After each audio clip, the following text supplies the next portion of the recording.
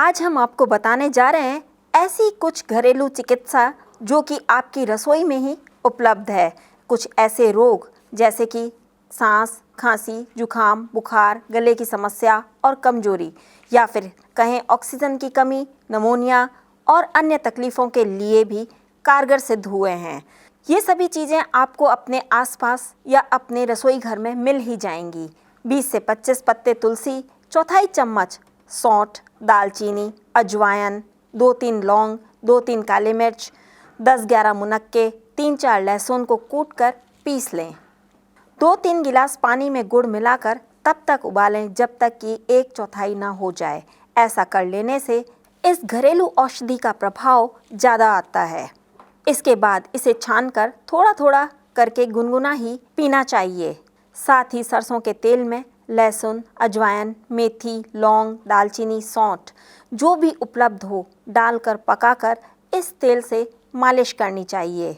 अजवाइन या सेंधा नमक की पोटली को बार बार गर्म करके छाती और पीठ की सिकाई करनी चाहिए। पेट के बल या बाईं करवट जहाँ तक हो सके संभव वहाँ तक पेशेंट को सुलाना चाहिए। अगर संभव है तो बिना हवा वाली धूप में लेटना चाहिए। वैसे तो आयुर्वेदिक और होम्योपैथिक में भी कई औषधियाँ उपलब्ध हैं, लेकिन इन सभी औषधियों को अपने डॉक्टर की सलाह से ही लें तो बेहतर होगा। अगर आपको किसी भी प्रकार की गंध महसूस नहीं हो रही है और आपको सांस लेने में भी कोई तकलीफ हो रही है या किसी प्रकार का संक्रमण हो रहा है तो सबसे पहले नाक में सरसों का तेल लगाएं और अजवाइन, लौंग, कलौंजी को तवे पर सेक कर कपूर मिलाकर एक पोटली बनाकर इसको बारी बारी से नाक से लंबी लंबी सांस लेते हुए सूंघना चाहिए। ऐसा अक्सर लद्दाख जाने वाले पर्यटकों के साथ किया जाता है। उन्हें वो पोटली दी जाती है जिससे कि उनको ऑक्सीजन की कमी महसूस ना हो। अगर संभव हो तो गौमूत्र या अमृतधारा या तुलसी का रस भी सूंघना चाहिए। यह क्रिया निरंतर करते रहने से 2-3 दिनों तक या फिर जब तक कि सूंघने की शक्ति वापस ना आ जाए तब तक इसको करना चाहिए। अगर आपके मुंह का स्वाद बिगड़ गया है और आप कुछ भी महसूस नहीं कर पा रहे हैं तो ऐसे में लौंग, काली मिर्च के चूर्ण में काला नमक, गुड़ और नींबू का रस मिलाकर चाटना चाहिए। साथ ही इसमें शहद का चूर्ण भी मिला सकते हैं।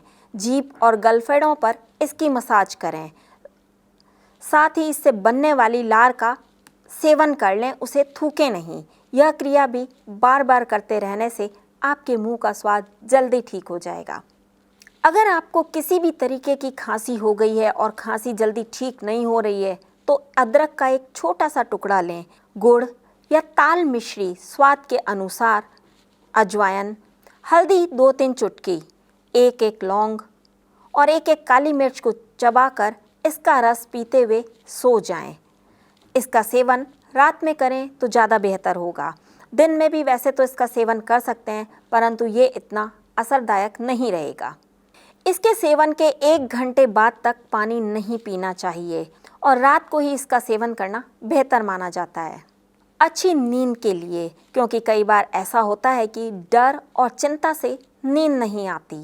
तो अच्छी नींद लेने के लिए 1/4 चम्मच दालचीनी और एक पके हुए केले को टुकड़े करके मिला लिया जाए और 1 गिलास पानी में आधा रहने तक उबालकर छानकर चाय की तरह पीना चाहिए।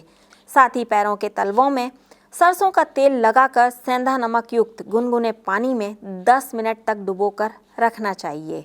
फिर उन्हें बाहर निकाल करके पोंछ करके यानी कि सुखा करके सरसों का तेल वापस लगा लेना चाहिए। इससे रात को नींद अच्छी आएगी और कोई चिंता और डर नहीं सताएगा। घबराहट या बेचैनी होने पर, अगर आपको सोने से पहले घबराहट या बेचैनी हो रही है तो आप अजवाइन और तेजपत्ते के पत्तों को उबाल करके पी सकते हैं। इसको लेने से आपकी घबराहट, आपकी बेचैनी दूर हो जाएगी। सांस लेने में तकलीफ होने पर, अगर आपको सांस लेने में तकलीफ हो रही है तो 1 लौंग, 1 काली मिर्च, 1 लहसुन, 2 चुटकी दालचीनी और अजवाइन, इन सबको कूटकर मिला लें। इसको गुड़ या मुनक्का के साथ 1 कप पानी में आधा रहने तक धीरे धीरे करके पिएं। 3-4 बार ऐसा दिन में करने पर आपको सांस लेने में तकलीफ होने में आराम आ जाएगा। अगर आपको बुखार आ गया है तो घबराने की कोई ज़रूरत नहीं। तुलसी, गिलोय, चिरायता जो भी आपके पास उपलब्ध हो या ये सभी उपलब्ध हैं तो इन सभी को उबाल करके इसका काढ़ा बनाकर पिएं और कंबल ओढ़कर सो जाएं जब तक कि बहुत ज़्यादा आपको पसीना ना आ जाए, तब तक कंबल ओढ़े रहें। बहुत तेज बुखार होने पर गीली पट्टी का प्रयोग कर सकते हैं। अगर आपके गले में किसी भी तरह की समस्या हो रही है तो उपयुक्त किसी भी बने काढ़े से गरारे करें और बीच बीच में धनिया या ताल मिश्री चबाते हुए इसका रस पिएं। इससे गले की हर समस्या दूर होती है। कमजोरी और चक्कर को दूर करने के लिए आप आधा चम्मच काली मिर्च, 2 चम्मच बादाम पाउडर को 1 चम्मच घी में हल्का भूनकर 7-8 किशमिश या मुनक्के या फिर इच्छा अनुसार दूध मिलाकर और साथ ही में 2 छोटी इलायची का चूर्ण मिलाकर 5-10 मिनट तक उबाल लें। फिर इसे गुड़ या मिश्री मिला करके पिएं। इसे सुबह और शाम दोनों टाइम पिया जा सकता है। सबसे ज़रूरी है कि खान पान में क्या चीज़ खानी पीनी चाहिए जिससे कि आप निरोगी रह सकें। मूंग की दाल की खिचड़ी, मूंग के दाल का पानी, सेंधा नमक, गुड़, नींबू युक्त गरम शरबत, दूध या पानी में मुनक्का उबाल कर पीना और खाना चाहिए। फल, कच्ची और हरी सब्जी के सलाद जरूर खाएं, लेकिन इन्हें काले मिर्च, सौंठ और काला नमक मिलाकर ही खाना चाहिए जिससे कि बदहजमी ना हो। आयुर्वेद में कई ऐसे हर्बल पेय हैं जो कई बीमारियों को ठीक करते हैं, जैसे कि बुखार, भूख की कमी, सर दर्द, श्वास में संक्रमण, दुर्बलता, कफ, खांसी में पूर्णतया लाभ पहुंचाते हैं। यह व्यक्ति की रोग प्रतिरोधक क्षमता को बढ़ाकर जीवाणु और विषम अन्य संक्रमण से शरीर की रक्षा करते हैं। इन चीज़ों को हम चाय या कॉफ़ी में मिला करके भी पी सकते हैं। इसको तैयार करने की विधि हम आपको बताते हैं। सबसे पहले हमें एक छोटा सा चूर्ण तैयार करना होगा। 100 ग्राम चूर्ण के लिए सौंठ, काली मिर्च, पीपल 15-15 ग्राम। त्रिकुटा के रूप में भी यह बाजार में उपलब्ध होता है। लौंग, छोटी इलायची, बड़ी इलायची, दालचीनी, अजवाइन, जायफल, जावित्री, सूखे तुलसी के पत्ते, हल्दी, मुलैठी, स्टीविया पत्ती लगभग 6-6 ग्राम मिलाकर बारीक चूर्ण बना लें। अब इस चूर्ण को 500 ml उबलते हुए पानी में लगभग आधा छोटा चम्मच के करीब डाल दें और उसके बाद 10 मिनट तक इसे ढक्कन से ढक दें। उसके बाद इसे छानकर गरम गरम ही पीना चाहिए। अगर ये सभी औषधि आपके आसपास उपलब्ध नहीं हैं तो इनमें से जो भी आपके आसपास उपलब्ध है उनको आप मिलाकर इसको पी सकते हैं। वायरल संक्रमण के समय इस काढ़े को प्रतिदिन 100 मिलीलीटर की मात्रा में कम से कम 3 दिन तक सेवन करना चाहिए। इस चूर्ण का स्वास्थ्य पर कोई भी विपरीत प्रभाव नहीं पड़ता है और ये सभी चीज़ें आपको आपके रसोई घर में आसानी से मिल जाती हैं।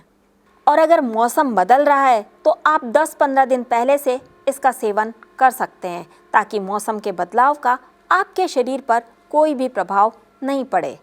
अगर आप चाहते हैं कि आप बिल्कुल भी बीमार ना पड़ें तो आपको कुछ चीज़ों को अपनाना पड़ेगा, जैसे भोजन और पानी का सेवन जो आप कर रहे हैं वो प्रकृति के नियमानुसार करें। रिफाइंड नमक, रिफाइंड तेल, रिफाइंड शक्कर यानी कि चीनी और रिफाइंड आटा यानी कि मैदा का प्रयोग बिल्कुल नहीं करें। विकार जैसे कि काम, क्रोध, लोभ, मोह, ईर्ष्या आदि को बिल्कुल भी पनपने ना दें। वेग जैसे मल, मूत्र, प्यास, जम्भाई, हंसी, अश्रु, वीर्य, अपान वायु, भूख, छींक, डकार, वमन, नींद आदि को ना रोकें। एल्युमिनियम के बर्तन का उपयोग नहीं करें, इसकी जगह पर आप मिट्टी के बर्तनों का उपयोग करें। मिट्टी स्वास्थ्य के लिए सर्वोत्तम होती है। मोटे अनाज और छिलके वाली दालों का अधिक से अधिक सेवन करें, जो कि आपकी सेहत के लिए बेहद ज़रूरी है। साथ ही जंक फूड बिल्कुल ना खाएं। भोजन को पचने के लिए समय दें। भोजन करते समय पानी ना पिएं। 1 या 2 घूंट भोजन के बाद पानी पी सकते हैं, लेकिन करीब 1-1.5 घंटे तक पानी ना पिएं तो बेहतर होगा।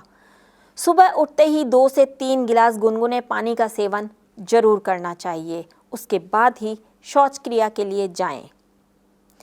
ठंडा पानी, बर्फ़ का पानी सेवन ना करें तो बेहतर होगा। पानी हमेशा बैठकर घूंट घूंट करके पीना चाहिए। बार बार भोजन नहीं करना सेहत के लिए बेहद अच्छा होता है। बार बार भोजन करने पर आपको पचाने में दिक्कत होगी।